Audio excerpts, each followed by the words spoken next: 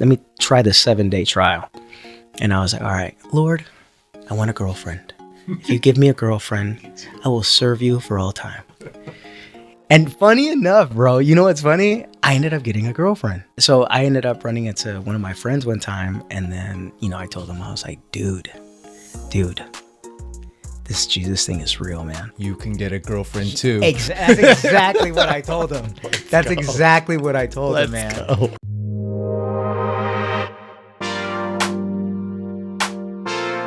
What is up, everybody? Welcome back to another episode of the Roots and Streams podcast. I am your host, Matthew Llamas.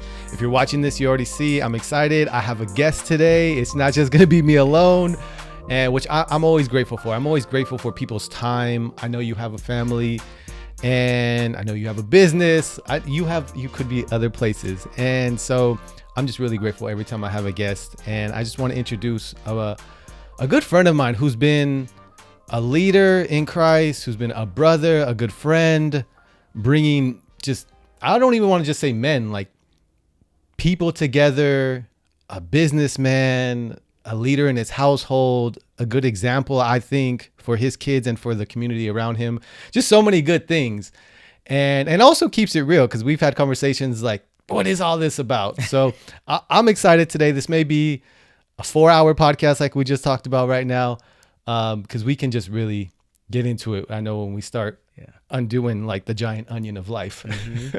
So without further, just my brother, Andres, you want to just introduce yourself? And just, I know we talked about how we want to start off where, what's been feeding into you, what's been kind of giving you life, and something you've at least been trying to be rooted in, or you have been rooted in lately. Yeah, well, like Matt said, my name is Andres. We've known each other for what, like 2 years now? That's crazy. 2 years, huh? It feels like it flies by so fast. Yeah, that's insane. Yeah, so 2 years really flew by. But yeah, nice to meet or hopefully see everybody at some point. For sure. Yeah, that's a great question. I think I'm gonna hit it with the most basic answer that would annoy even me. Mm-hmm. I would say it's been God. Back to the basics of it. Mm-hmm. Because for a period of time I was rooted in my business success, right, time, and all that stuff just brought me a bunch of anxiety, man. And I know I shared it with you one time where I was like, no, anxiety, you can work it off, it's there's no anxiety gene. And growing up, right, you're Mexican too, right? Yeah, it's like you tell your parents, oh, I got anxiety. I never told my parents that, but I'm sure they bust pues ponte a limpiar, go clean your room or something. Yeah. I didn't have a room, I had a That's wall. the cure. Yeah, I had a wall, so we're like, oh, go clean your wall. And I was like, all right, let me go clean my wall, man. I'm feeling a little stressed. But I think, growing up, I'm a full adult now, but yeah, I think now it's like, dang, man, like I started realizing, hey, all this stuff is not doing it for me anymore. And I started thinking, man, maybe I'm not looking for God the right way, if there is a right way.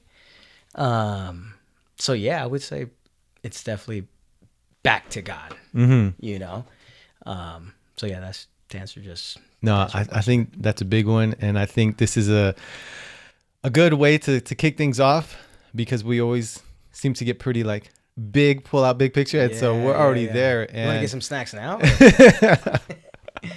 And so what I'm curious then. So if you're saying right now, you're just trying to root it in God things. So in that for you, is that like reading the Bible? Is that praying more? Is that just where your faith is? Like, what does that mean to you to be rooted in God?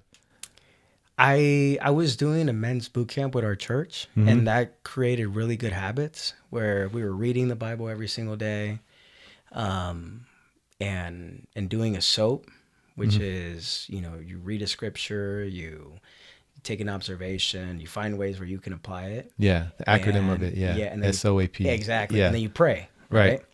It was cool. It was working. But then you read the Bible, and then I would always find myself getting stuck on a verse and then being like, man, what does this mean? I was like, why did he say that?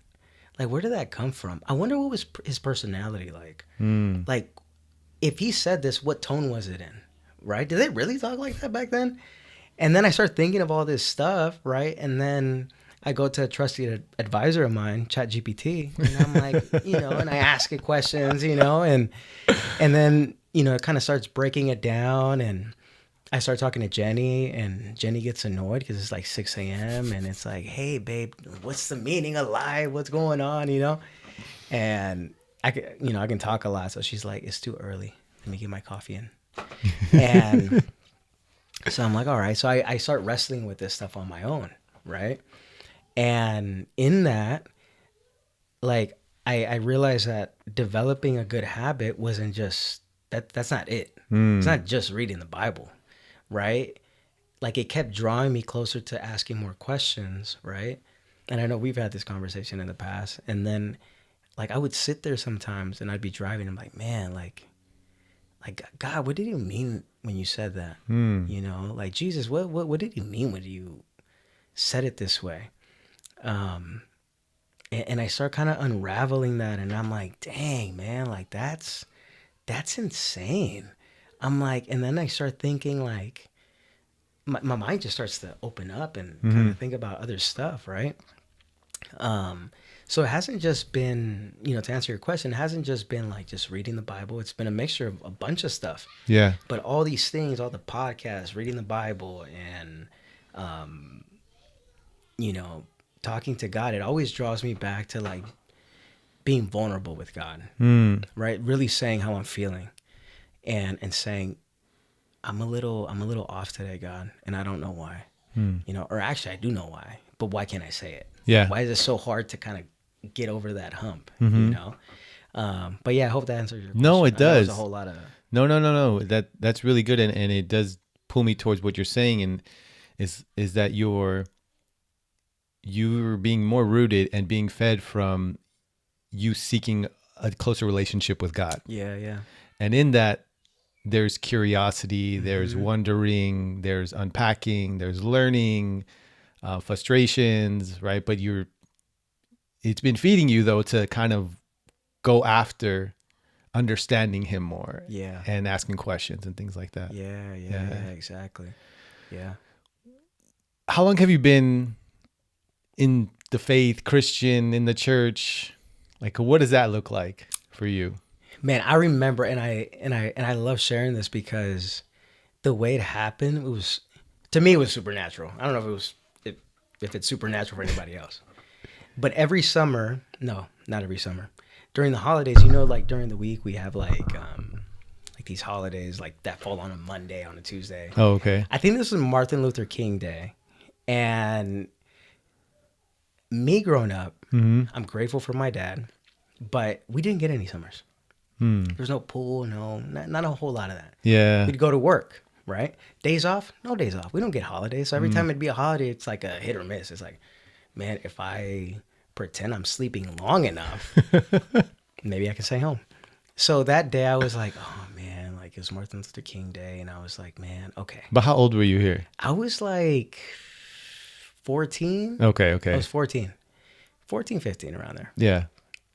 And so luckily my dad left us home because I have another brother. So we're like, cool, staying home. Awesome. So we stayed home, and my mom, she was exploring Christianity at the time. Oh, okay. And she ended up saying, hey, we got some brothers coming by, they're going to read the Bible. And I've never been someone to be like, no, I don't want to hear any of that. Yeah, you weren't against it or anything. Yeah. I was never against it. Even Jehovah's Witnesses, I was always open the door, bro. Wow. Every single time. I was You're just like the second. Yeah. Who are all these people opening up the door for Jehovah's Man, Witnesses? it was, the hood back then was a lot safer than what it is now. Maybe that's what it is. So I opened the door. I would open the door for Jehovah's Witnesses, and I'm like, hey, do you know this? I'm like, no, but I would kind of listen to them. Teach like, me. Oh, okay. And then I remember one time, it's funny because I had opened the door for some Mormons, and I was just listening and talking to them, and they're very helpful, bro. So I open the door, my mom comes, and then they would always, hey, can we help you wash dishes or do this and Wow. do that? I need to open that door. Yeah, open that door, bro. Might help you out sometime. He was like, yeah, here's Gio. There you go. Yeah, for real. So I opened. I was never a rude person, Mm-hmm. right? I was never like slamming the door and stuff. So, excuse me. So when my mom said somebody was coming over, I was like, it's fine. You know, I guess we'll listen to the Bible or read it or whatever. Yeah. So they come, right? They come, and you know, it's a whole family. So the whole family comes. His name was Brother Tony. So shout out Brother Tony. Thank you. So his name was Brother Tony with his family, and he started kind of sharing the Bible and stuff like that. And then he mentioned, he was like, hey, we actually have a youth group. If you guys ever want to come by, I have another sister too. And so we're like, yeah, I guess we can go, right? Like if my mom, because we kind of felt, I felt like I can trust them because my mom invited them. Right. So I was like, oh, cool. So if my mom invites them, I'm like, yeah, so that means we get the green light and going to church. Excuse me. And I wanted to go to church because at that time I was doing my confirmation. So I was so Catholic. And it was so boring, bro. I didn't understand any of it. And I was like, hey, and I told my mom. Just more school adding on to your school. And I hated school, bro. Yeah. So I was like, man, okay. I told my mom, so if I go to this Christian church, I don't got to do the thing? She's like, you don't got to do the thing. I was like, sign me up. Call me Brother Andres moving forward. So we go, and I'm showing up, you know, I'm 14-year-old kid, started going for a few months. And I remember there was this one time we tried to go, my sister and I, and Christianity was new for us. And, you know, my dad at the time said, no, you guys can't go, you know, for whatever reason, right? And I remember sitting in the back of that truck, right, because we were going to go out. And I started to cry, and I didn't understand it. I was like, what, do I miss people? You know, what is this? Why am I crying? I don't understand it. And then, you know, looking back at it now, I've told Jenny this. I'm like, man, you know, maybe this God thing is real, right? And so at that time we were like, all right, cool. Well, you know, all right, whatever. Go next week. So we went next week, and then I remember like they would always talk about prayer and God, and obviously God. Yeah. I hope they talk about God. And I remember at that time I was like, man, like prayer. All right. Let me try this out. Right. Let me try the 7-day trial. And I was like, all right, Lord, I want a girlfriend. If you give me a girlfriend, I will serve you for all time. And funny enough, bro, you know what's funny? I ended up getting a girlfriend. And, you know, for that time, you know, I had a girlfriend for a period of time. Dang it, that doesn't sound like it's Jenny, but you're 14. No, she knows. I'm just kidding. I'm just kidding. Yeah. Jenny's my wife. Yeah. Love you, babe. So I ended up running into one of my friends one time, and then, you know, I told him, I was like, dude, this Jesus thing is real, man. You can get a girlfriend too. That's exactly what I told him. Exactly what I told him, man. Go. So we were going to go play soccer that day. So we were kicking the ball around. I'm like, dude, and I'm like kicking the ball around. And then I'm like, dude, man, you got to go to church, bro. You got to go to church, man. Like, hey, Jesus, he gives you girlfriends, bro. And I feel like you need a girlfriend, right? Like, you're always hanging out with dudes. I don't understand why. Try a girlfriend, man. You probably need some love in your life. And I love it. I don't know if the prayer worked for him, but what did work is that he started going to church. Okay. So he started going to church. One of my best friends, Edwin, and then he started going to church. And funny enough, we got baptized on the same day. Wow. Right. So it's so crazy how everything kind of worked out. Right. But I can go on for hours and hours. But like, yeah, to answer your question, I started going when I was 14. You know, I asked God, you know what, like, want a girlfriend. Girlfriend came. And obviously, you know, like things don't go the way you expect sometimes. But little did I know that God had bigger plans in my life. which led to, me meeting Jenny, my wife. Mm-hmm. We ended up kind of going through some stuff early on, and that I really got to know God in that moment. Went through the stuff that her and I went through, and Hey, Mom. We're very much in the house with kids right now. it's all good, man. Yeah. I love it. So we ended up getting, we went through some stuff, and I remember saying a prayer to God, in a certain moment. I said, you know what, like, let your will be done in this particular situation in my life. And that was a scary prayer, but that prayer changed my entire life, changed my life. And I don't think I would be the man I am today if I didn't pray that prayer. That it was a little bold at the time. To kind of surrender that. Yeah. I had to surrender a lot of stuff, man. And fast forward till now, I kind of forgot about it. I forgot about, because things start to look up a little bit sometimes. And I don't know. I just forgot. I started gaining a lot of control at that point, and it felt nice. But yeah. I hope that answers your first question. Yeah, Before for we start sure. going into. No, I think that definitely answers the question. And what I was hearing from you, it reminds me of a recent thing I was unpacking in an episode about how it's different from if somebody has never seen the ocean and you tell them, look at this map, right? And you see right here is the Pacific Ocean. It's beautiful.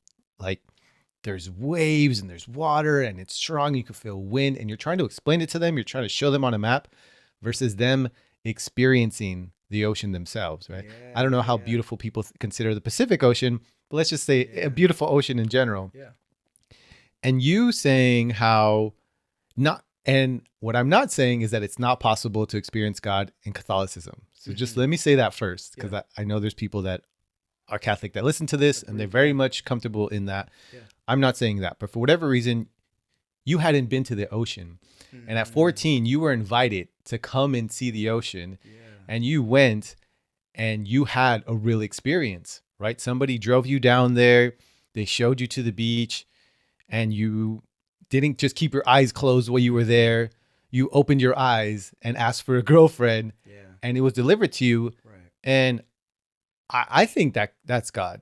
Yeah. Some people may say, well, he's 14. Why would God give him a girlfriend? He shouldn't be having a girlfriend. That's probably going to get him. I think it was more so about God was more so concerned about, let me win his heart real quick, and let me show him that this ocean's real and show him the beauty of it.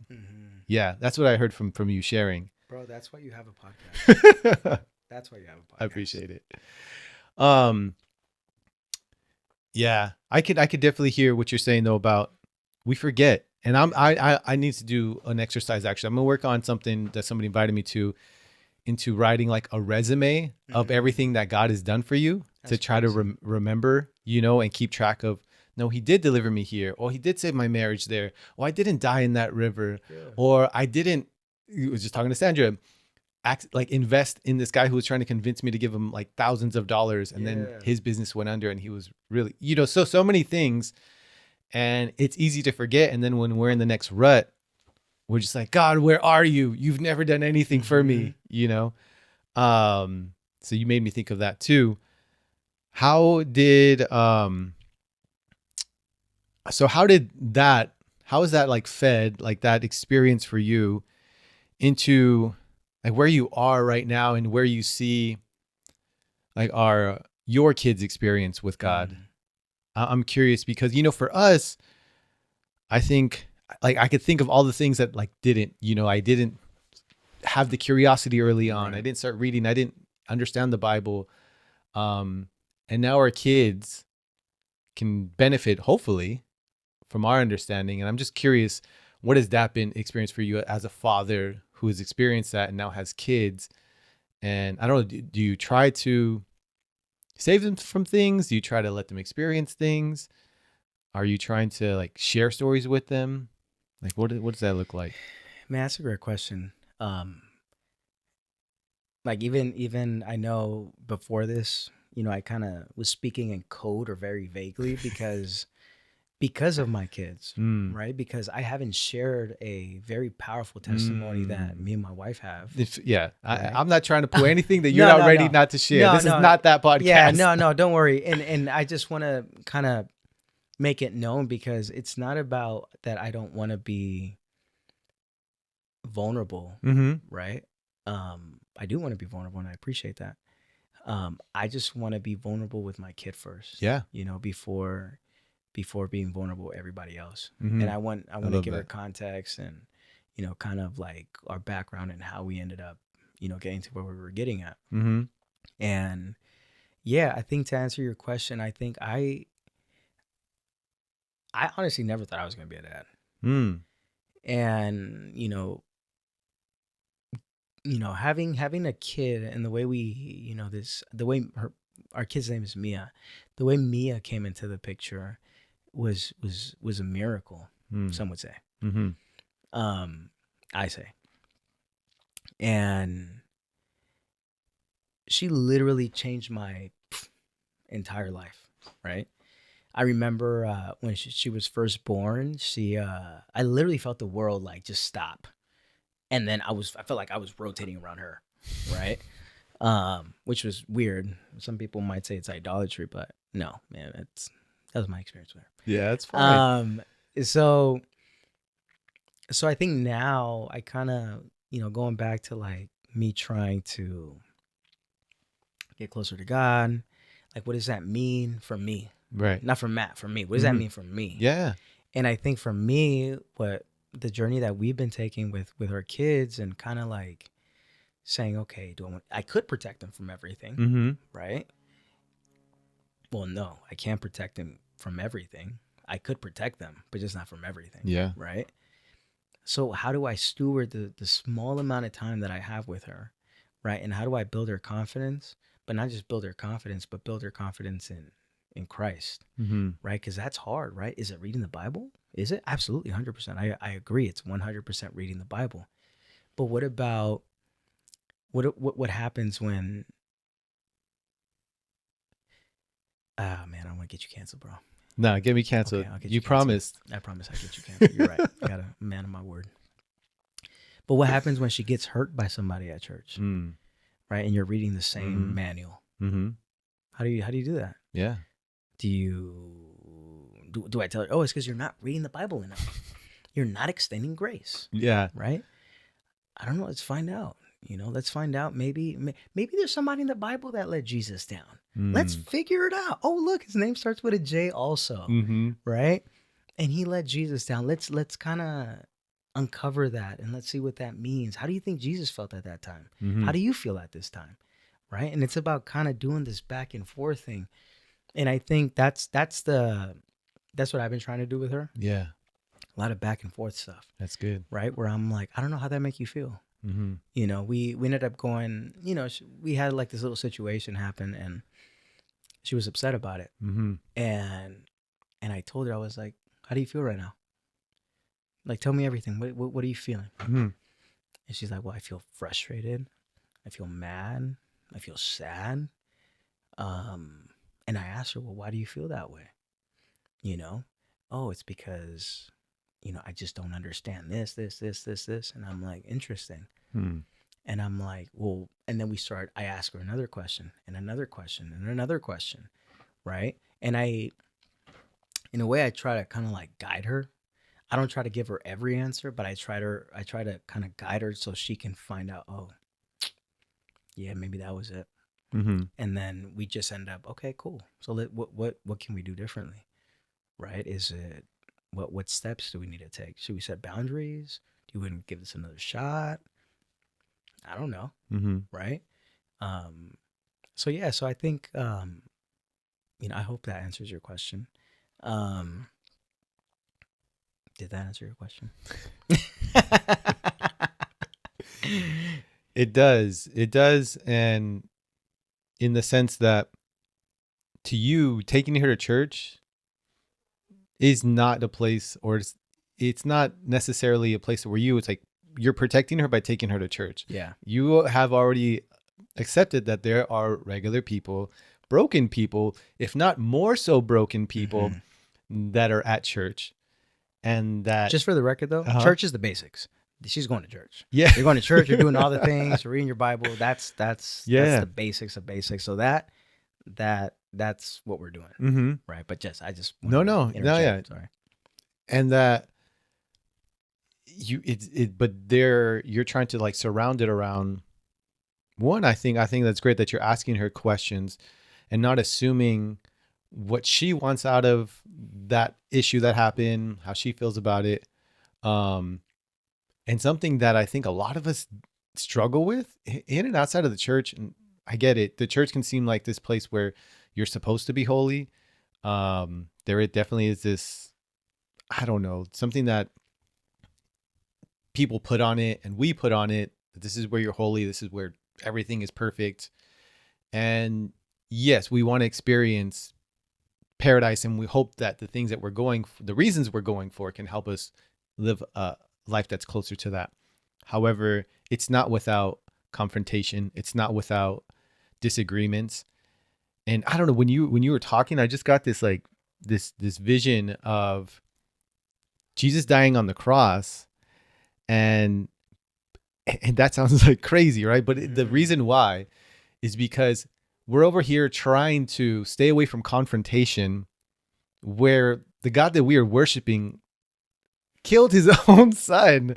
Like, he faced confrontation. Can you face it anymore? That's crazy. Right? By saying, you know what? This has to happen, right? And someone's like this terrible thing. And our God is not afraid of confrontation. If anything, he leans so much into it, he's willing to lose, right, his son in it.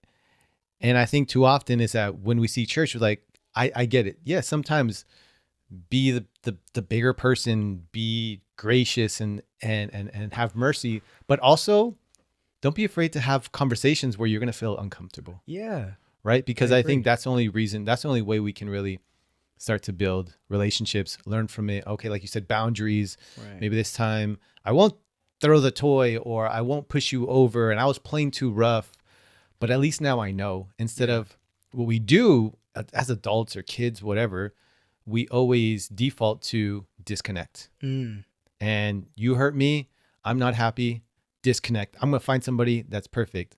That's not going to happen. Everybody's going to give you an issue. No matter how much you think they're perfect in the beginning, there's going to be that. And I think the better we can get at facing that confrontation and working through it and being honest about it, then we can start putting in grace and mercy.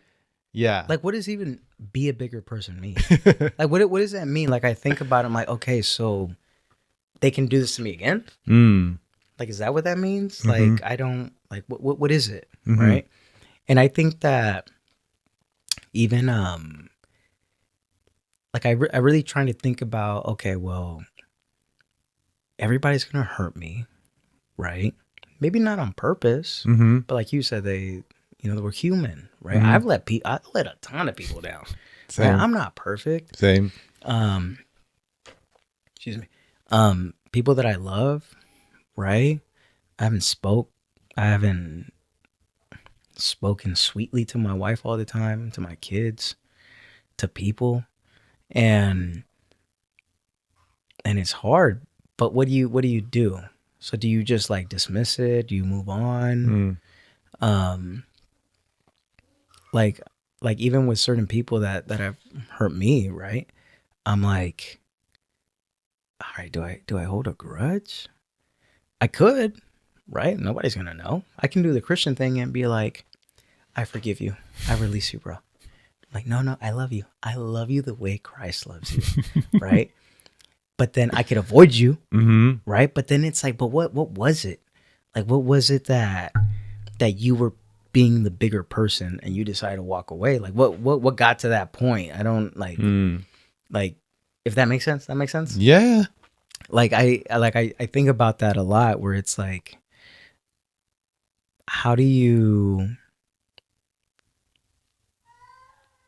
I think being the bigger person, that's just Mm-hmm. stupid advice, by the way. It's ridiculous. But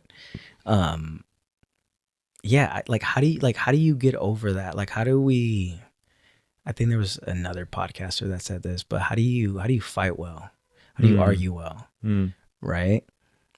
I can pull up a verse in Matthew and it tells you, oh, bring people and do all that other stuff.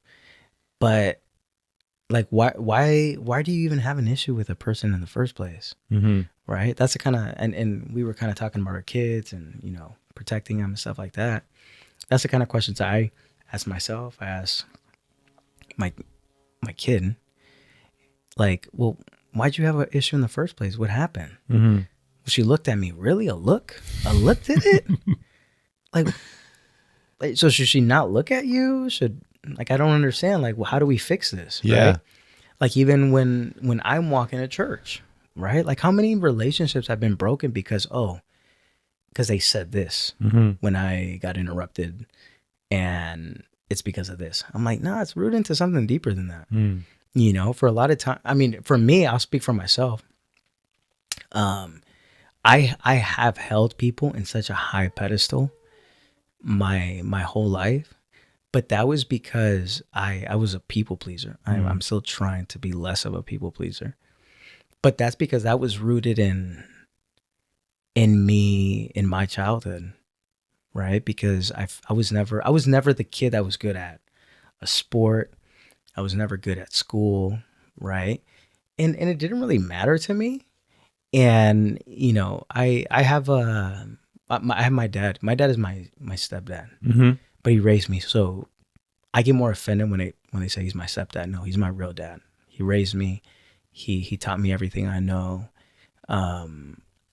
So growing up, I was trying to, like, I guess unknowingly earn his love, right? And it just didn't come for whatever reason. And then little did I know that, like, brushing it off up until, like, adulthood was gonna be like, whatever. But nah, man, that drove me into making some big mistakes in business. Why? Because I was always looking for a dad in everybody. I was looking for a dad in leaders. I was looking for a dad in clients, right? And I didn't know that. So it took time to finally realize, man, I gotta make peace with my dad. He wasn't perfect, but if I can't make peace with him, then how do I expect to succeed in all these different areas, right? Because I'm gonna constantly be looking for him, for someone who represents him, because I never had the love and teach you how to fish, change a tire. I still don't know how to change a tire.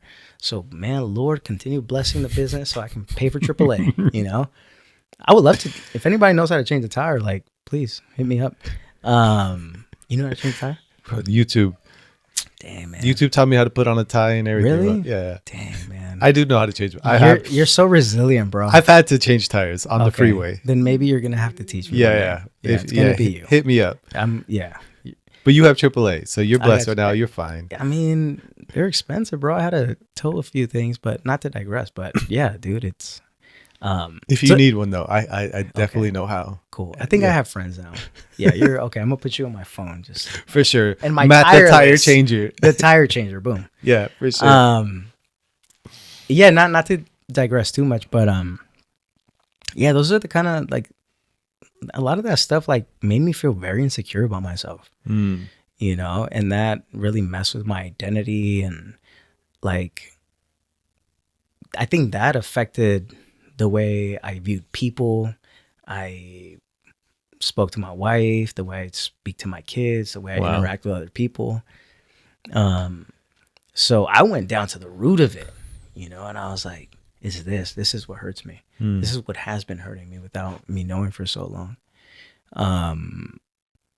But I'm wondering sorry, not to interrupt you. Because I have two questions, but I'm gonna start with one. Is like, how did you get there? How have you?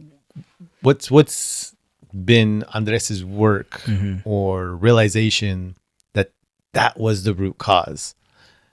And yeah, first let me start there. When did you notice that, or has that just been ongoing pattern that you've noticed? Or I think I always wanted to be accepted by my dad. And, when we had Mia, I figured now I can be the dad that I never had. mm-hmm. Right. And I guess it worked, I guess it worked for a little bit until I started having to pay for big boy rent, big boy rent, big boy bills, responsibilities. My kid is growing. I'm not spending time with my wife.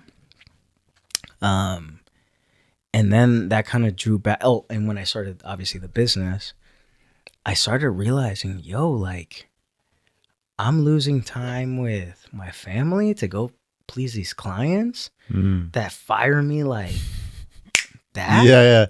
I'm like, wait, like, and I felt like I was just like, I don't know if you felt like this before, but like, I felt like I was just running a race that I wasn't, there was never a finish line, right? It was just running.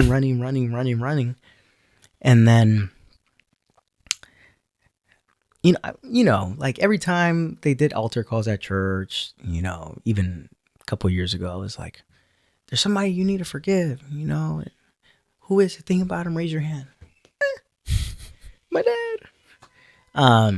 But I was like, man, but why is it the same thing every single time? I was like, why do I keep saying my dad? Like, and then finally I sat down, I'm like, nah, man, I got to figure this out. And I didn't figure it out. Until my business and my family and things just started to get a little rocky. I felt like at that moment, I was forced to figure it out, whatever it was, right? And what's funny? There was a point where I was really overwhelmed, man. And I was walking home inside front door. And sorry, can I cough? Go for it. Have a drink of water if you need to. Can you edit that? Yeah, you're fine. Dude, I don't edit very much. This is not going to be edited. Everyone knows. We just keep watching. It's fine. Yeah, no. So I think I was walking in, things were rocky, and I didn't even look at Jenny, my wife. I didn't look at Mia, my eldest, or my little one. I just walked straight, put my head down, walked straight to the shower. And that day I was working from I was up by like 5:30. I was home by like 7:30. So I was drained and emotionally drained, mentally drained, physically drained, everything. And I remember that day I literally sat down on my bathroom floor and I started talking to God, and I said, I don't get it. I feel like this doesn't feel right. There's like a lot of friction here. And I didn't want to see my kids because I didn't want to spend time with them. Like for what? Mentally I was like, for what? Why am I going to spend time with my kids, my family? So because I got to wake up tomorrow and do the same thing all over again. Right? So might as well numb myself so much where I can ignore it and just provide.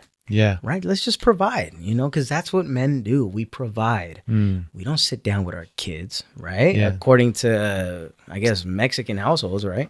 Talk about it. So I was like, okay, I'll numb myself out. And I sat there, but I feel like the Lord didn't let me. And I was just like, but it doesn't feel right. And Jenny walks in and she's like, what are you doing, man? Like why are you chilling? Like, it's about to be 8. I'm about to put the girls to sleep. And I told her, I was like, I just feel like I'm not doing it right. I don't know what it is, like I've accomplished certain goals, big goals for a guy who barely graduated high school, didn't like school, like I'm like, just this doesn't feel right. Like, we have a lot of things, but something's off. Yeah. And what's crazy? Like, I started thinking about my dad at that moment. And I started thinking about, I wonder if he numbed himself out, but he just never got out of it. You know what I mean? Can you cry on the podcast? Or no? 100%. All right, cool. I'm not. Yeah. I'm not.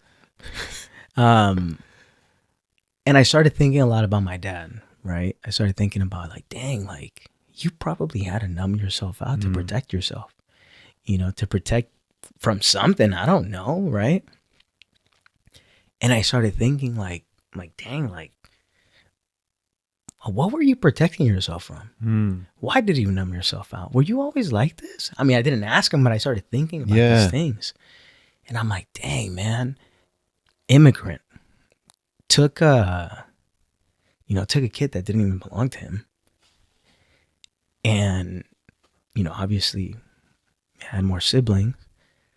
And I'm like, that's courageous. I don't even know if I'd be able to do that. But you did it. But then there was a point in your life where you just kind of like stopped, right? Maybe because you didn't know how. Maybe that's the way you were raised. I don't know. It can be a bunch of different reasons. But then that's where I started having more grace. And then that's where I was like, man, my dad's not perfect. Yeah. I got to give him more credit because this is hard. Raising a family, providing, still having to balance work, kids, wife. How do you do that? And I think man, anybody who says like, oh, this is the 10-step plan of how to have balance, you're lying, bro. Like you're there. No, this is hard. This is very hard, and it's tailored differently for everybody. And that's where I decided, you know what? No, I'm gonna have to make some changes. And the first change is by really forgiving my dad. And I told myself that day, I was like, no, I'm gonna have more grace on him. And I viewed him differently. Obviously, he still has his quirks like anybody else. He's not a believer. Yeah. But I try to acknowledge him a little bit more. And I try to be more appreciative of him. Right. I try to gossip less about him. I stopped blaming him for stuff. I really started to really, I guess, release, you can say. And I started releasing him, and you know what's crazy? After that, I felt like a weight that was lifted off my shoulders. Because guess what? I still had interesting clients.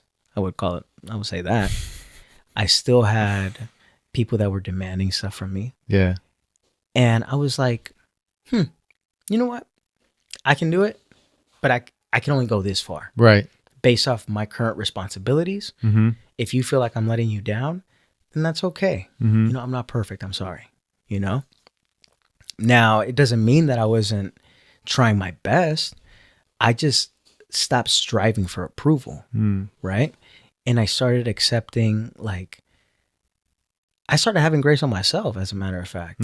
Right. And I started having grace on my kids. I started releasing control of things that I thought I was able to control. And I just started to, at that point, like I said in the beginning, I started going back to the basics. It wasn't the book, right? It wasn't a podcast. I went back to God, right? And then God, when I was sitting there and just crying all the time for like a week straight and saying, but it doesn't make sense. I don't want to do this business anymore. I want a 9 to 5. I don't want to, have people to lead. I don't want to do life group. I don't want to go to church. I don't want to do any of this stuff anymore. Can I just stay home? And you and I can have like a little conversation, a cup of tea, but then that's where I feel like, the Holy Spirit speaks to everybody in a very unique way, right? Because I don't know the plans that I have for my life. God knows the plans that he has for my life. And I said, okay, I don't want to do this, but I'll do it. And I don't know if you've been through that, where it's like, you don't want to do something, but you kind of felt led to do something. Like you felt led to still do it.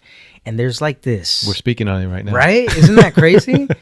Like there's like this supernatural thing that just happens, right? For sure. And then things just end up falling into place. And you're like, man, like, how did I get here, man? I felt so weak before this, but that's why if it was up to me, I'd stop doing business. I would have stopped like 2 years ago.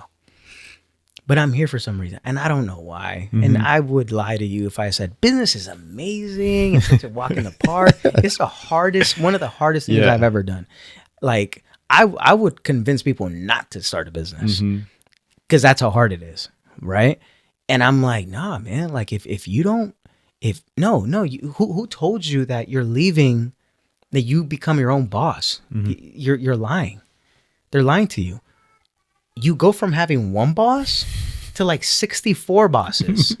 I'm like, and everybody can contact you at different times Yeah. because guess what? They're just contacting you one time. Mm. Now multiply it by 64 different people. Mm-hmm. You got 64 different bosses. Yeah. So I'm like, I would encourage people, if God is leading you to start it, or if you feel, the warm and fuzzies and you feel like, man, there's something here. Because that's how I felt when I started my business. I felt it was God led or spirit led. And, here we are talking about it, but I talk too much, bro. No, I'm sorry. You're good.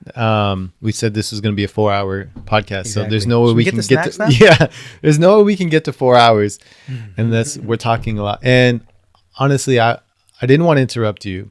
I thought that was a coherent story and thought, yeah, it wasn't like you were rambling. You're fine. But I had so many thoughts while you were sitting there. Stop me though, bro. Stop me. I didn't want to stop you because I was listening, and as you try to listen, you're thinking of things too. But I just think it's great that God would point out to you, and that you were so I think it's an and thing, that you were in a place and you have been to the ocean at least once or a couple of times in your life where something said, look, I'm showing you how to be free of this, and it's going to be painful, and you're going to have this realization, right? So you were able to have the eyes to see, right? We hear about that because somebody who maybe didn't have the eyes to see in that moment, instead of maybe going into the bathroom and knowing that they're frustrated and drained, well, there's other things to be rooted in, like fresh cold beer, right? Yeah. Oh wow. Yeah. And You're right. or some liquor. Let me just take this shot real quick. All right, now you could talk to me. What about other things, bro? There's that's normal now. What about a gym session? a gym. Yeah, that's true too. Gym session, a little pickleball session now, right? like I think it's so like different now, where it's like I think it's more it's more acceptable now, right? Mm-hmm. Where it's like, and then people still feel the same, but it's like, wait, but this I've been doing the gym thing, and Yeah. why do I feel like I'm escaping to it? Yeah. Not interrupted, No. You're fine.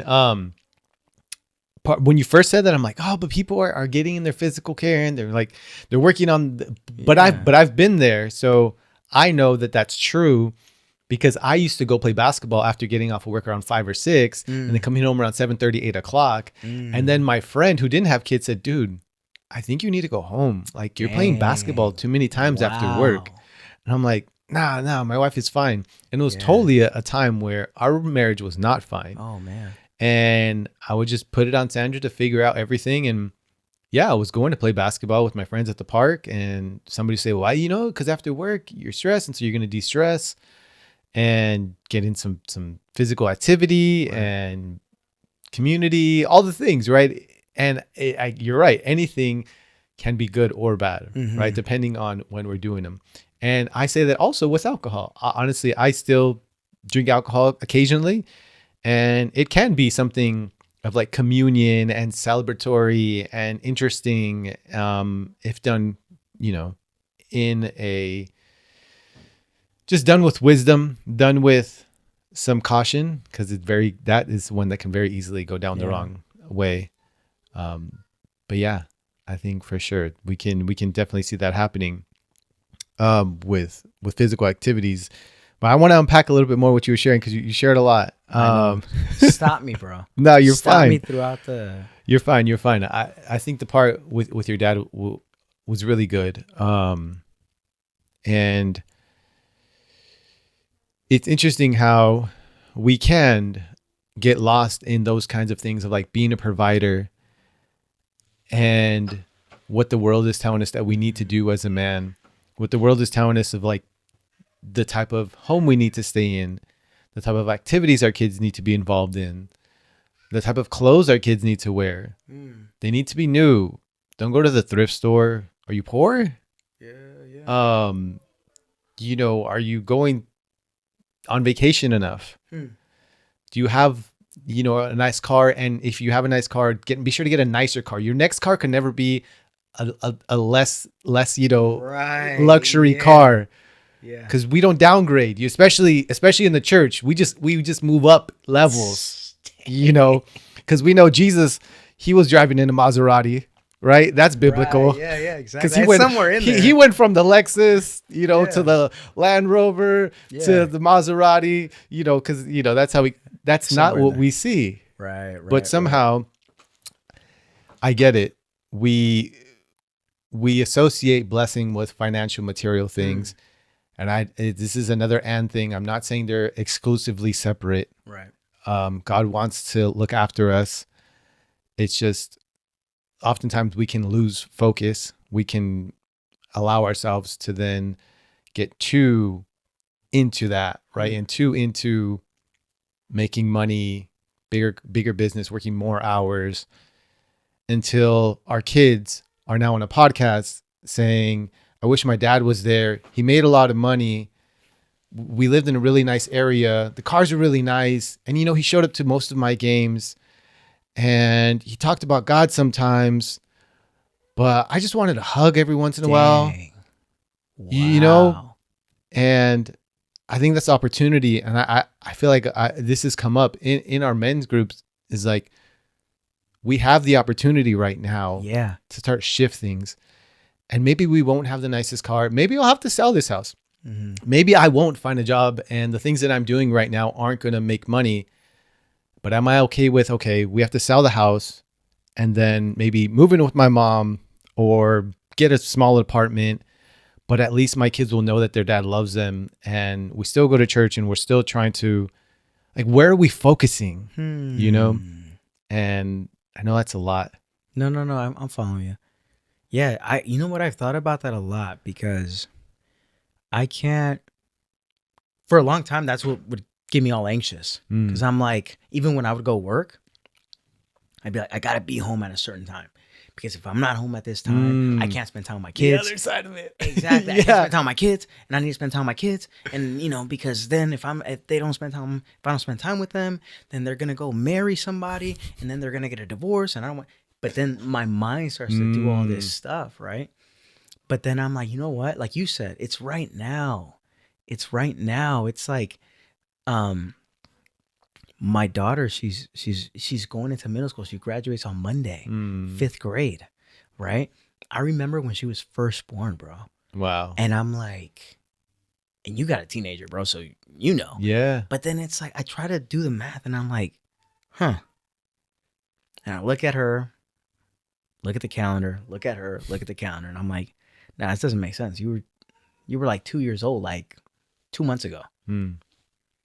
How are you going into middle school? It flies. Yeah.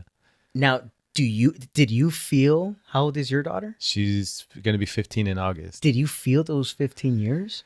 No, because I've had 3 other kids in between. But that's crazy, right? It goes by quick. So then it's like, are we going to feel the next 15? Probably not. Like, and I'm like, you know, I'm in my 30s and I'm like, dang. And I'm doing the math and I'm like, she's going to be my age in 15 years, or close to my age. And I'm like, and I didn't feel that. And I'm like, you know what? Nah. I gotta, what am I striving for? And then that's what kind of makes me start to think about, like, hold up. Wait up. Let's kind of take a look at everything. Did I really need to get that car? No.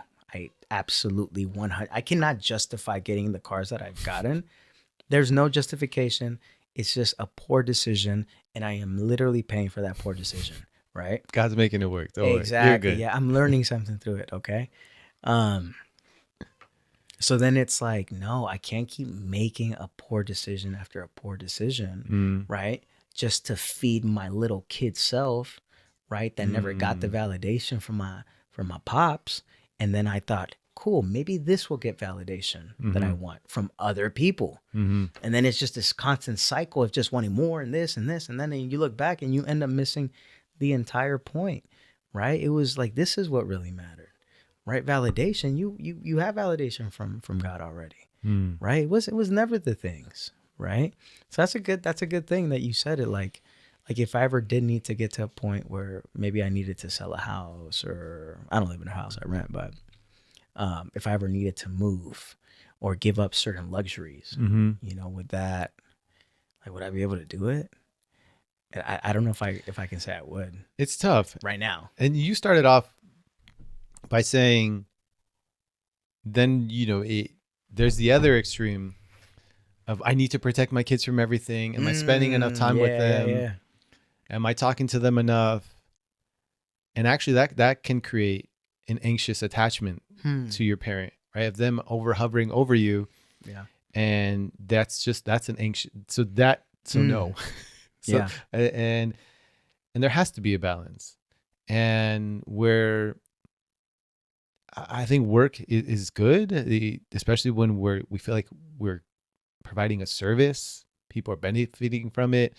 We're sharing our light, being generous with people, and just humble, and people can feel just some goodness from us when we meet with them, right? That opportunity to just share that beautiful energy with them.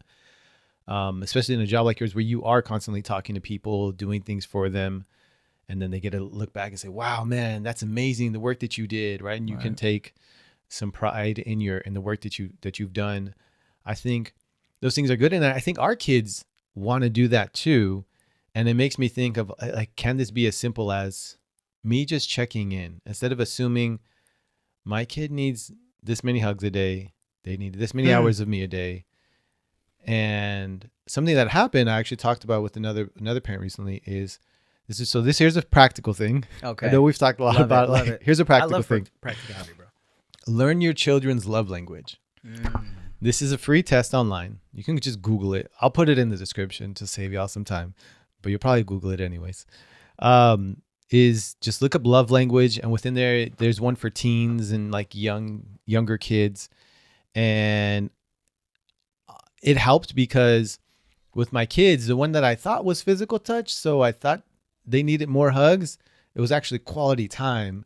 Wow. And I don't know why they have those certain love languages, and they say it could change, but it helps you just to focus and hopefully have a conversation with them and even talk about, hey, do you feel like I'm working too much? Because we can cut back some things. And here's the thing. Here's where it causes friction. Yeah. Can you go without eating out? I know you look forward to Fridays eating out, but I want to spend more time with you. So that may cause us to have this much money less. Yeah. Right. But then daddy can be with you more, but we're not going to do Uber Eats. I'm going to learn how to make that hamburger here and the fries or the burrito here. And we can turn it into a cook night instead of treating ourselves to.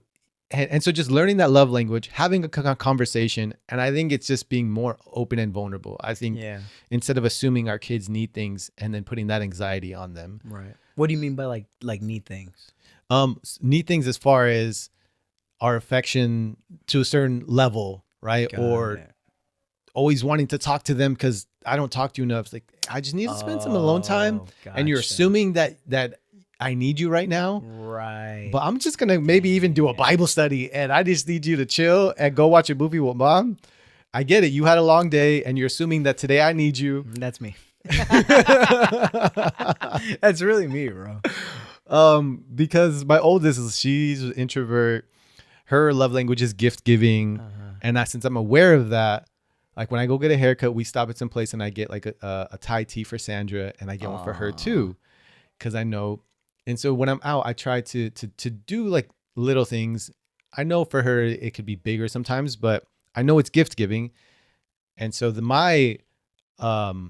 thing I have to watch out for is that I lean too much on that and don't hug her at all or don't talk to her at all, and make sure I make at least, because she needs all of them. She needs a little bit of everything. So the 5 are gift giving, quality time, physical touch, words of affirmation, and acts of service. And we need them all. Yeah. But there's one that's for sure going to fill our tank a lot faster. Right. And then like my son's quality time. So that's a little harder, a little bit more tricky, especially in today, right? Time is of the essence. And it's a thing that we are giving to our little 5-inch screen handheld devices. Oh my gosh, you're right. More than ever.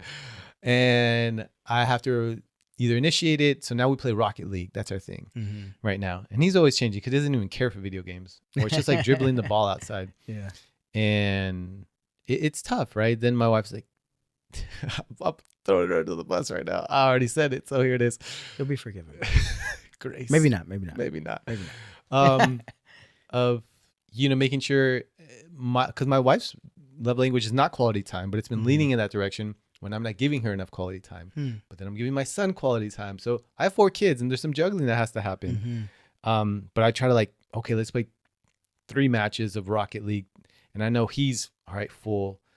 And we do our best. It's not going to be perfect. Yeah. But knowing that I can be more strategic with my love for them and try to juggle a little better. Yeah. So a practical thing, learn the love language of your kids.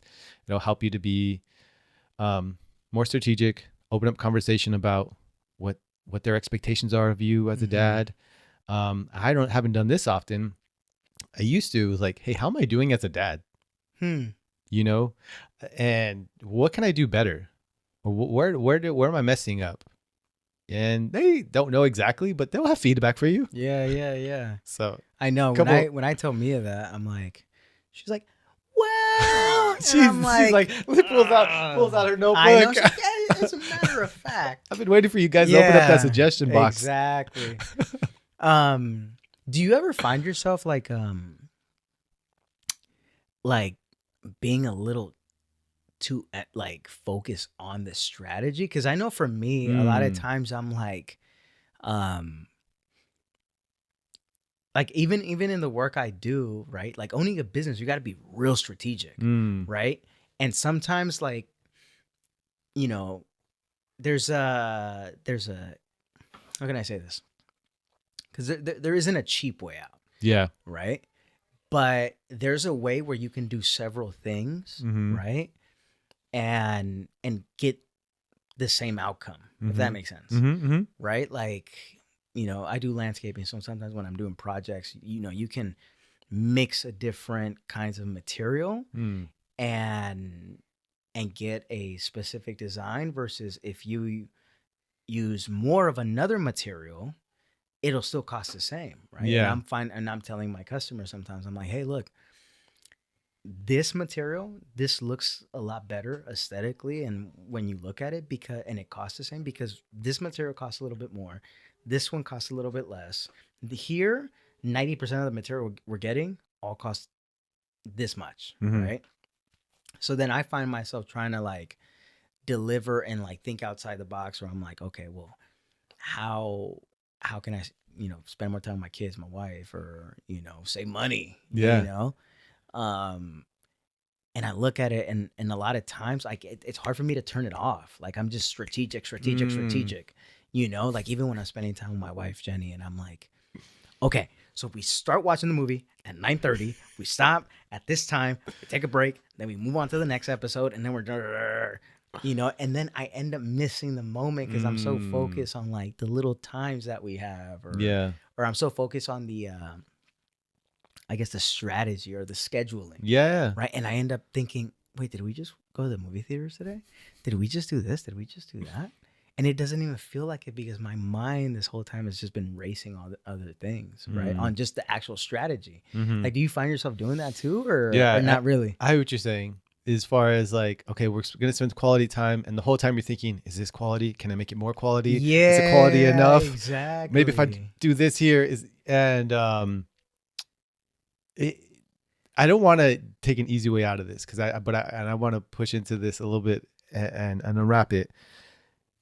So I think it's always, and I do this a lot. I'm really internal to the point where, I feel, and I have been noticing more. It could be selfish in the sense that. So internal how? In my internal thought, my internal of okay, I've been a good dad, or honestly, here's a little a rabbit trail real quick. is like even cooking. Mm-hmm. I do all the cooking, almost exclusively all the cooking in the house. Mm-hmm. Part of that is because I enjoy eating, and I enjoy eating well. Got it.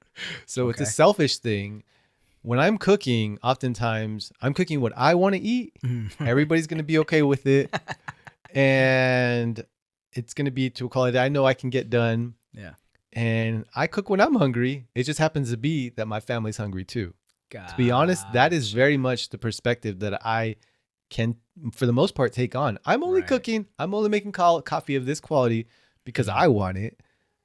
And secretly, that's a secret, right? And it's just you're gonna benefit from it. Mm-hmm. Or if I'm making you something, I want to feel good that I served you, right? It's similar to what you were talking about. Yeah. And what's been helpful lately is it's always this and thing. Yeah. So we can lean to that. And if I can just step back a little bit and notice, well, me cooking, even if I'm doing it selfishly and I get a benefit from it, that's okay. I don't think, like, even as a Christian or as a good person, right, the ultimate thing is not being unselfish to the point of I get nothing out of it. Like, absolutely nothing. I think even, man, I don't want to throw this out there, but it's coming to my head. I think even God allowing Jesus to go on the cross, he's not saying I'm getting nothing out of it. He's like, I'm getting everything out of it. I have to make the sacrifice, but I get to save all of my children now. Right? So it's not that being selfish and getting something out of cooking is completely wrong. I just also have to notice that it's important that I provide for my family as well, that in the cooking, and I'm doing a good thing for others and I'm benefiting from it. And I think when we can see how something's benefiting somebody and be aware of it, because oftentimes when we're doing something for somebody else, all we're thinking about is how I feel about it.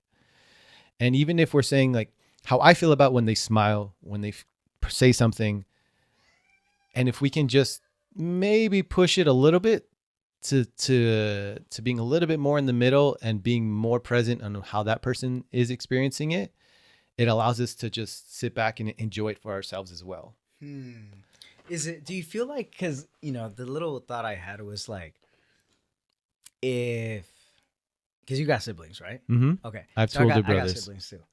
So it's kind of like if I were to give a gift to my sibling, and then it's a gift that we all can enjoy, Mm-hmm. right? So it kind of sounds like something like that, where it's like, hey, but this is for all of us, and it's like you win, I win, right? Here's And then this it's Nintendo. like, come on, That's two guys. controllers. Yeah. But the thing is that, yeah, but my brother is 2, so that's where I feel like there's like, kind of like that. Because even if we start unpacking that, right? Like, so why didn't you give your brother something that he wanted instead of getting them a Nintendo? No, it's good. Because you know who would do that to me? Sometimes my cousin. My cousin would. Well, no, actually, not really. She wouldn't do that. Something like that. Because it's like, then the question is, well, why didn't you just give your brother the toy that he wanted, or the water gun or whatever? Yeah. Then you kind of stay like, huh? Why didn't I? And you're thinking, and you're like, well, because I wanted it. Because I deserved it. Right. Because I think I work hard enough, or I do this. So, because I remember doing that with a car that I got with Jenny. And because I understand what you're saying. Yeah. But then it's always rooted into like. And I want to let you finish because I have something for that. No. Say the okay. car part. So even with Jenny, right? I was like, hey, look, but, right? Hear we me can out. do the car. We can use it for this and that. And look at this. Look at me. I fit in the back. Look at this. I'm laying down. Because God I'm knows I need to be swimming. in the back so Exactly. much. Like, look, what do you like the air to Yeah. hit your We can face? have more children if the back of Exactly. our car. Exactly. Didn't the doctor just say you need, vitamin K12 or you need more sun or whatever? Yeah. This is the perfect car for that, babe. Like, why? You know what I mean? Mm. But then at the end of the day, it's like, no, I wanted it. Why can't I say I want it? Mm. Like, why can't, like, what is stopping me Yes, I love that. from saying, like, I feel like I deserve it. I feel like Yes. you guys get to eat whatever I make Mm-hmm. because y'all ain't cooking. Yeah, So yeah. you guys have no say. Mm-hmm. No. You don't have a say because I still want this car. I Mm-hmm. want this car so bad, but I'm trying to, I wouldn't say manipulate, Mm-hmm. but like manipulate like your way I was into like, saying yeah. like, hey, like I want this. Because even Jenny, oh, go ahead, and then Yeah, I'll. Let me just time check. We're only an hour 10. We're good. Oh man, we got 3 hours. To go. So I'm glad we're unpacking this and not just saying this is how it is. This is a fact. We're unpacking, everybody. So just stick with us.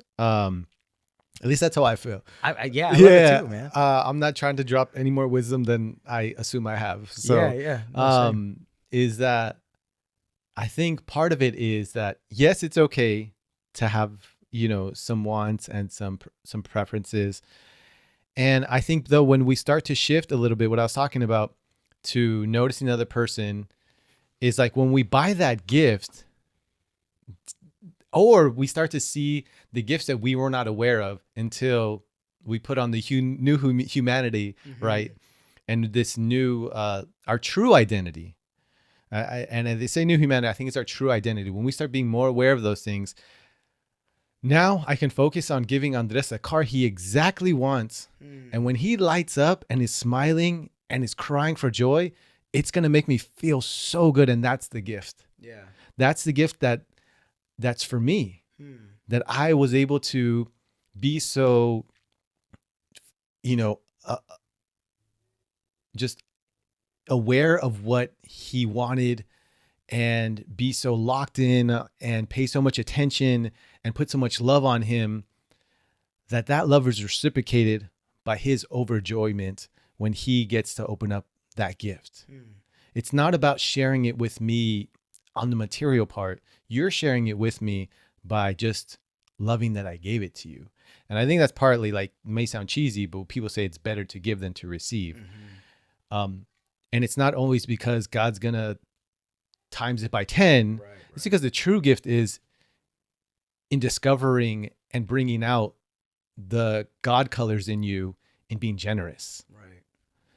And I think in that, and because we're unpacking, and I think it's okay that, so now I do try to tell my kids of like, okay, guys, so, and it's easier sometimes. What do you guys want for dinner? Yeah. I'm still going to cook it the way I'm going to cook it, but you tell me.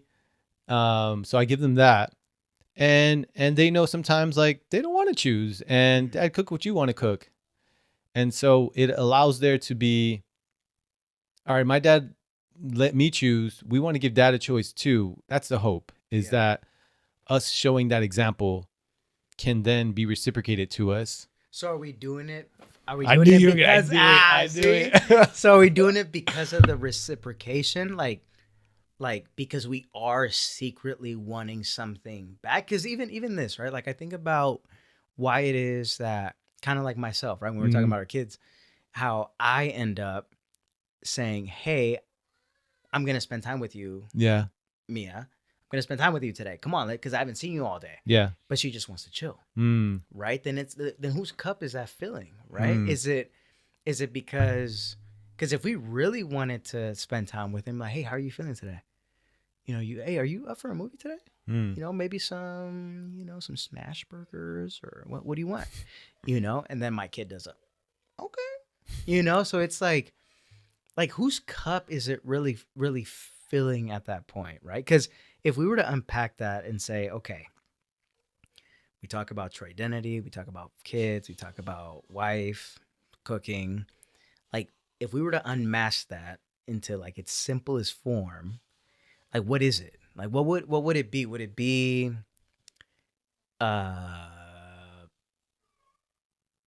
receiving something? Would it be having a cup filled for what?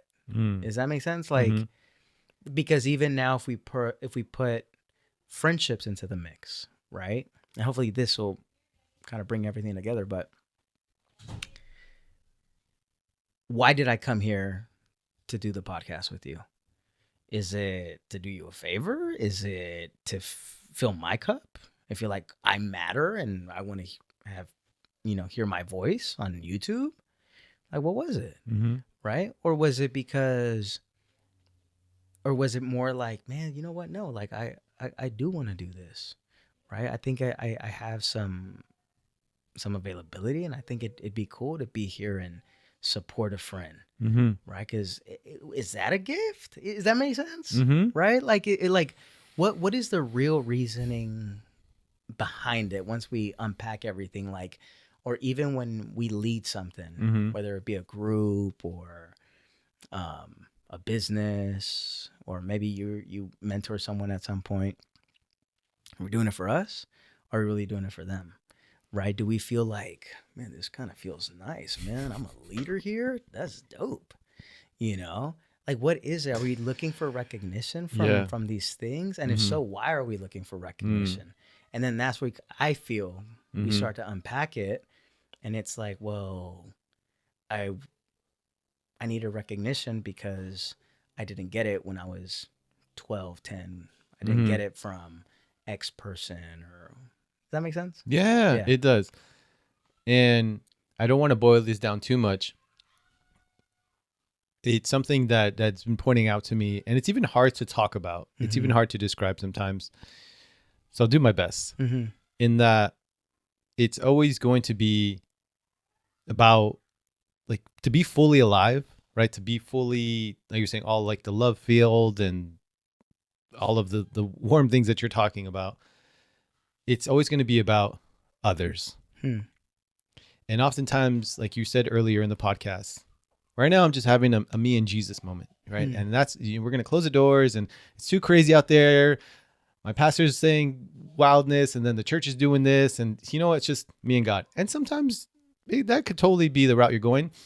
But I would strongly challenge that God might not be talking to you if he's not pulling you to interact with other people. And the reason why I keep on trying to kind of tie to the gift we have from seeing other people, being happy when we do something, and that's the only thing we can do.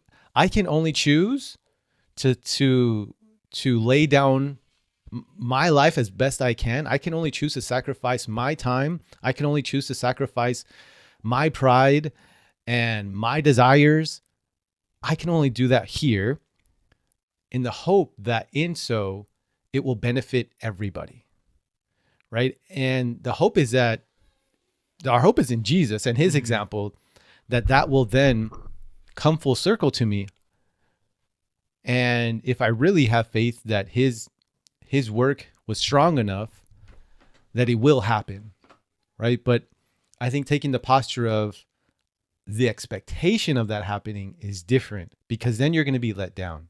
The expectation of if I lay down my time, lay down, my money, my material things, and for everyone else and my preferences, for everyone else to just have it their way, and just I'm cooking, I'm working, I'm putting out all the love, and everyone else is benefiting.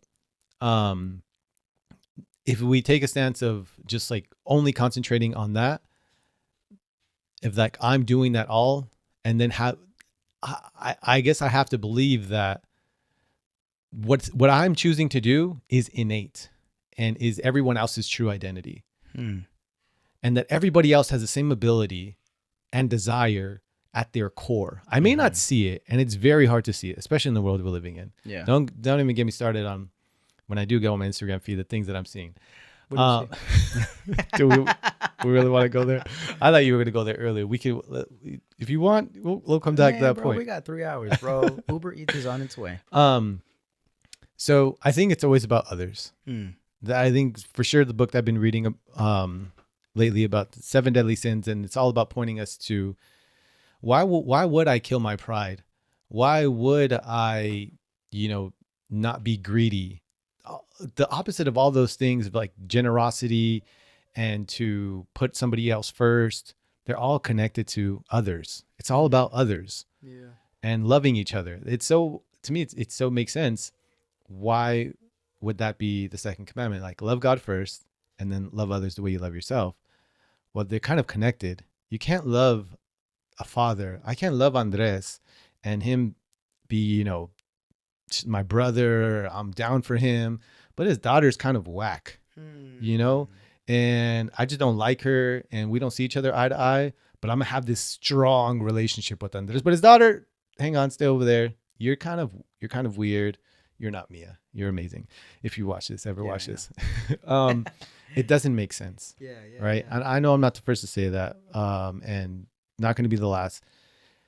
Because they're tied, I think. And So you're saying, like, for example, like me and my kids, right? Like, you can't say, like, oh, I vibe with you, but I ain't vibing with your kid, Mhm. right? Like, you're saying that can't happen, Mm-mm. right? Got it. Now, in the Bible, I feel like that's what it should be, but I think I think you can. But then even for me, right? Because man, there's family members where I'm like, I vibe with you, but is she going? You know, how many times have we like, For sure. hey, are you going to this party? Yeah, I'm going. All right, but what about cousin? Oh yeah, they'll be there. What does that feel like when that happens? Oh. Does that person that you're really cool with feel like really cool about that, or does that cause tension? It definitely causes tension.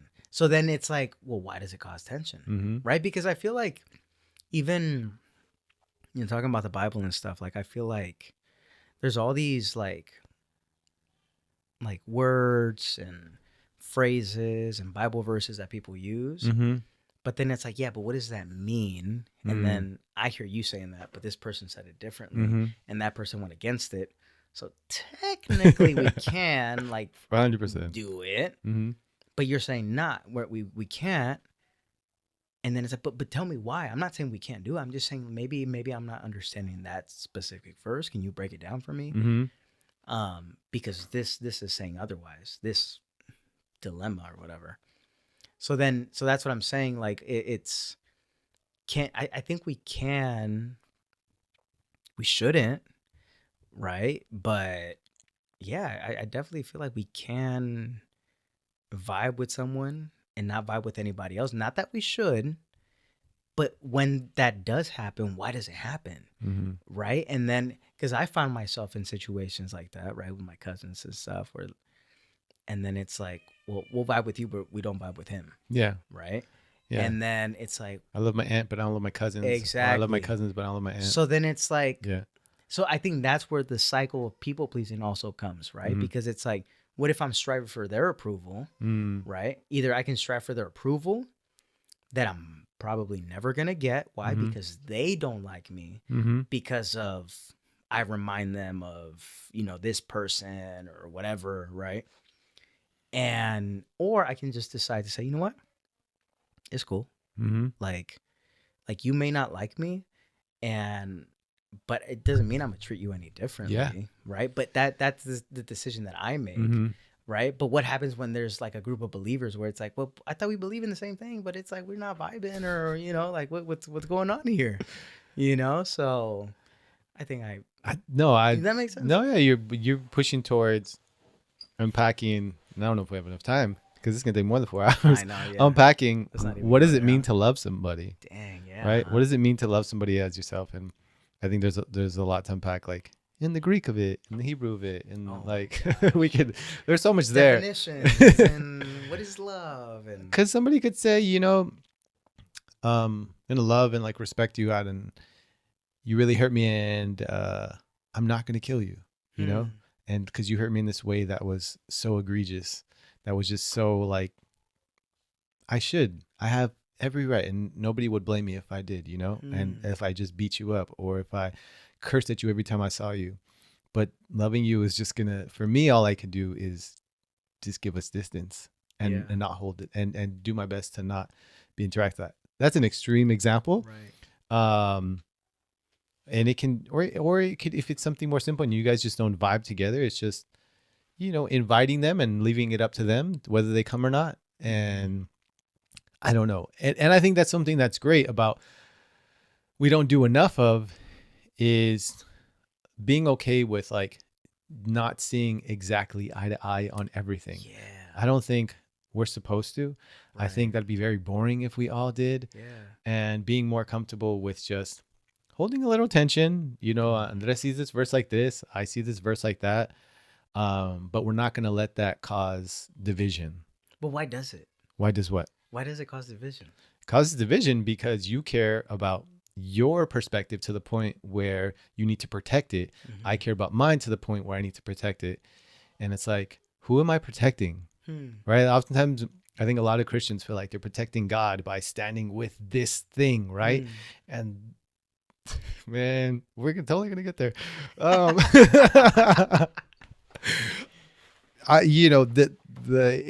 In Leviticus, chapter this, it says this, and so I need to protect God and hold this true for this group of people and for everyone around me. It's like, and to me, I'm like, hold up, I just want to love you and keep a relationship, and don't want to let that hold me from having a relationship with other people that are outside of this church. Let's let God protect his word and his commandments, and we'll do our best. I love how you said that though. We'll do our best. Yeah. We'll do our best. Everybody thinks just automatically you're like, no. I am going to perfect not making any mistakes and protect this at all costs. Yeah. And it's like, but you're good. You're flawed too, bro. Mm-hmm. Look at yourself in the mirror. For sure. And I get the zeal, and I honestly, I have a lot of patience for people even like that. I get the zeal. I get the, you don't know what God's saved me through, so I'm all about this word, and I'm going to hold it up. I get it. I could hold space for it all. Mm-hmm. And the people that have never read the Bible and are doing life a completely different way. Yeah.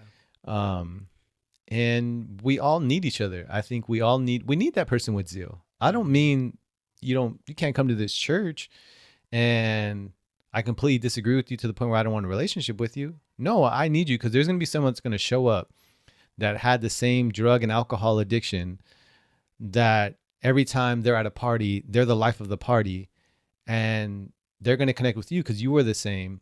And now that you're at church, you're just like so head over heels and so loud for Jesus, and they need that example. And they're probably going to feel the same way and need somebody who's going to talk about their sin the first time they talk to them about Christ. It doesn't really work for me, and I don't really see people needing that, but there are people. Yeah. And so I think we need it all. I can still disagree with some of the things that, maybe you're saying. That's the part where even for me, like, it's hard for me to like if you and I didn't see eye to eye in things, I'd be okay with it now, but before but here's the thing, right? I would ask you, how do you see it? Why do you see it that way? Right? Yeah. And I would listen because I'm like, maybe I'm missing something. Yeah. Right? But then people don't want to do that anymore. Right? It's like, no. You disagree? No, then we can't be friends anymore. I'm like, no. I hear what you're saying. Yeah. But let's sit down. Let's talk. Let's go for a cup of coffee. Let's literally do life together. Yeah. And let's figure stuff out. Right? What's time for that? We don't have time for that, bro. You want to get into that one now? Go for it, bro. No, I think you're right. I think that I love that you said that, because I need that reminder like daily. Honestly, I forget that so often, of being curious more than I'm offended. I need that reminder so much. But you know what's crazy? Just because you're curious now, you do offend people. So it's like, it's a lose. And guess what? You isolate. Why? Because it's happened to me. Because it's like, I just have a question. And it's like, yeah, so X, Y, and Z. They're like, you don't love God. Get out of here. Or you know what? You're a bad employee, or you're a bad business owner. And I'm like, look, man, look, mom, look, dad, look, grandpa. I was just wondering why we don't hang out with the cousins anymore. That's all I ask. Yeah. Who are you gonna stand with now, huh? You know, it's like I just had a question, man. Relax, man. You're Yeah. telling me I can't come for Christmas anymore just Hmm. because I asked you about Uncle Jerry? Like that's the part where it just doesn't make sense. So how would you say that? I love that. Even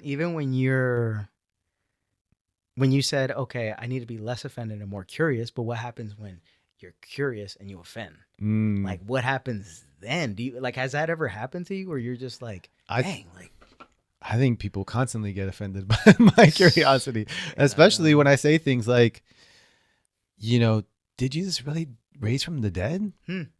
That, Right? If I that's a say that in church, if cool. I s- I would love to have and a I've question had like to, that. Yeah. and I've had to, I would say the people that do get offended, that's just where they are, and I have to be okay with it.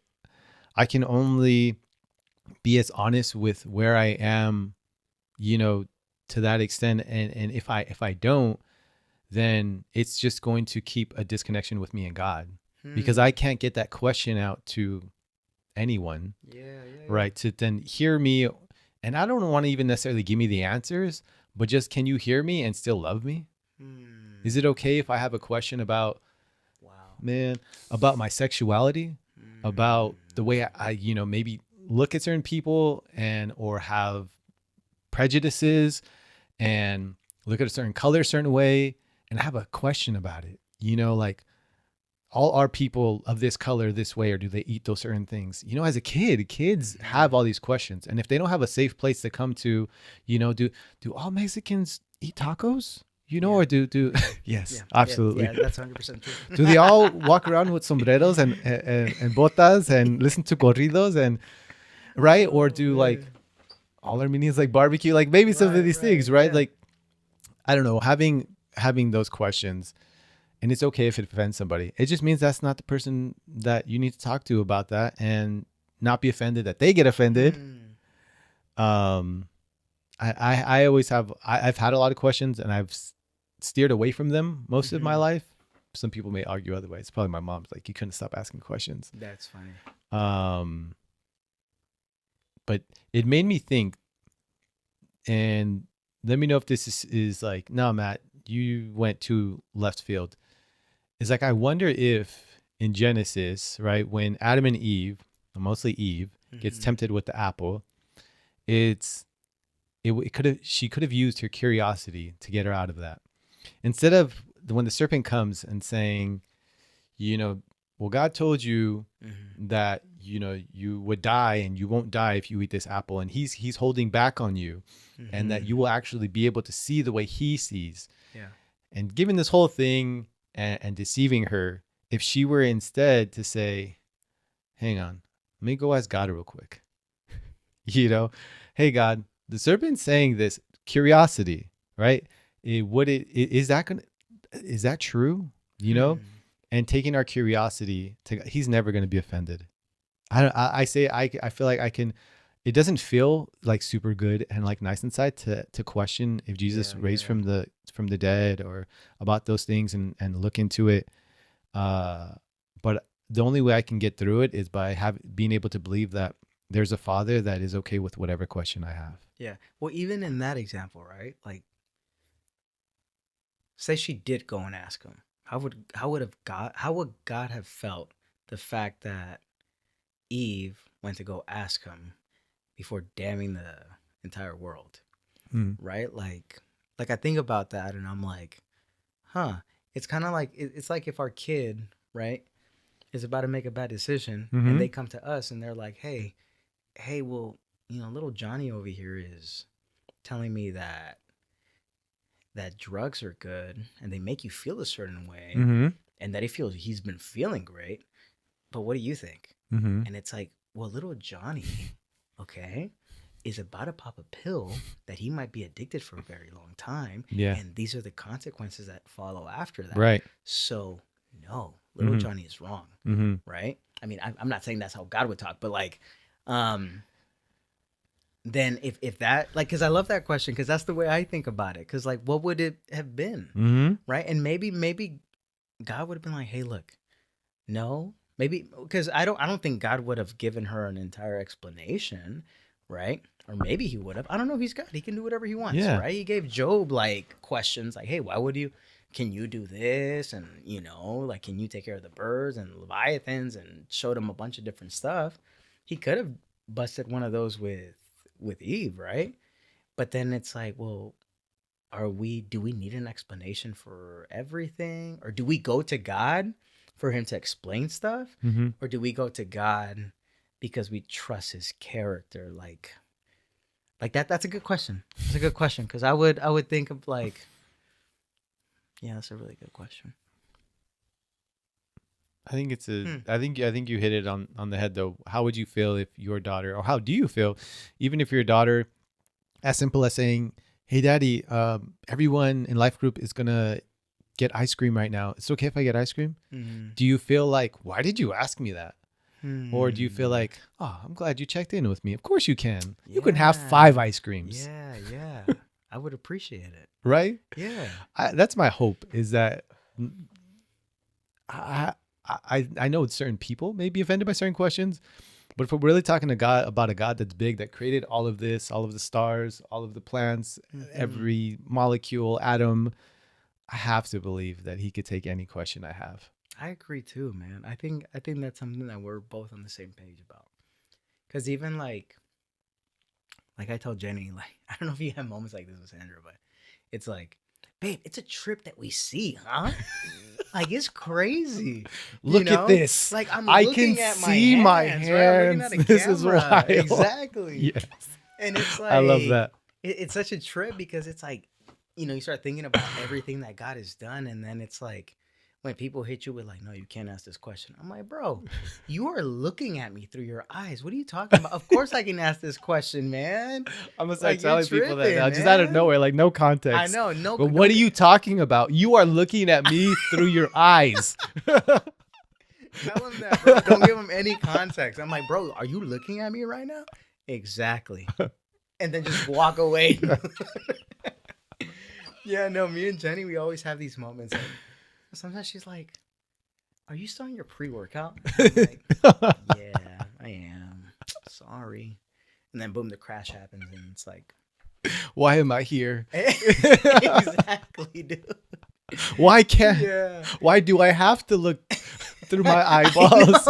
Why do I have to process a signal through my eyes, man? I'm not really looking. What does God mean by I don't have eyes to see? I do have eyes to see. Promise. That's crazy, man. But yeah, no, it's just crazy to me that it's like, this is just the way I process. Yeah. It, right?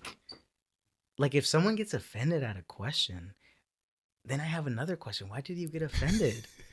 And then that offends me even more. Yeah, and it's like, you're done. I'm just asking. Mm-hmm. I'm just asking. Like, I'm just trying to understand. Yeah. Right. So, and then I hit other people with a different question that leads to a different question, and then a different question, and then it's like, you're very inquisitive. Mm-hmm. I'm like, well, you're not asking me questions, so might as well ask you questions. Yeah. Right. So it's like, it's kind of like that back and forth and stuff. Sorry. You good? Yeah. No. So that's the part that's interesting. Yeah. Because. Yeah, it's a lose-lose. So then at this point, like, I feel like it's just between us, like us and God. Mm-hmm. You know what I mean? And then I think that's what led me. I'm so sorry. You're good. I think that's what led me to just reading the Bible a lot more, man. Because it's like, man, I can consult God about this, or maybe God wants to deposit words of wisdom in you. Because who knows? Maybe somewhere down the road, there's a 10-year-old kid right now who's going to grow up to be an adult. We'll be whatever age we'll be at that point, and then he's going to be having the same questions, right? But maybe it might be us answering those questions for them. You don't know, but I believe that God made us like a certain way for a reason, for sure. What that I haven't really uncovered it. I'm still trying to figure it out, but I think it's like step by step, taking one step after another step after another step. So yeah, I definitely agree with you with that. I think other people can definitely be vessels that God can speak through. I think more often than not, we don't give other people enough credit for or look to them to be a source of something that God can speak through. I know I've had conversations with people where I'm like, hang on. And another time you would have told me the opposite, but I'm going through this thing right now and I'm questioning whether or not I should keep my job. And I came to you and I thought you were going to tell me the other thing, but you told me the opposite. And now when I like talk to them about the same situation, they're saying the thing I originally thought. So I'm like, that must have been God then. Wow. And I think oftentimes we just get stuck in our closet looking for answers. God, give me show me a sign in my closet, like you say examples like this, let my left earlobe like just jiggle because I don't know how to move my ears. If my left ear just moves, I know it was you. Make me sneeze. Yeah. Twice. Yeah. 3 times is more holy, bro. Yeah, exactly, man. I should have said 3. Oh man. 7. Now it's just complete. Man, open up your Bible, bro. We need to read the Bible again, bro. Well, man, we're at like hour 40. We weren't really gonna go 4. I know you got a family to get to. You said you had some things. This has been good though. Yeah, I don't know. It's been really good unpacking things. I appreciate all the vulnerability. I appreciate all the things that you've shared. Because I know oftentimes, like you said, we think we have to have answers and the steps, but that's not necessarily what I'm trying to do on this podcast. I think sitting with them in the uncertainty, in the, hey, I'm trying to figure this out. Okay, I did the love languages thing, but my kids are like, that's weird. Mm-hmm. And so now I got to try something else. Like, just keep at it, you know, and we'll just keep on trying. And we're all missing the mark. Right. And just having more conversations like that to normalize that, right? To then stay curious and stay, okay, well, I'm going to try to get better is the hope here. Yeah, for sure. I'm learning from it. I got a lot from this. So I appreciate you coming on, bro. I got a lot from you, bro. Appreciate it. I appreciate you, man. I appreciate you having a space like this, man. Because, man, trust me, there's a lot of people that need it. There's a lot of people that need people like you.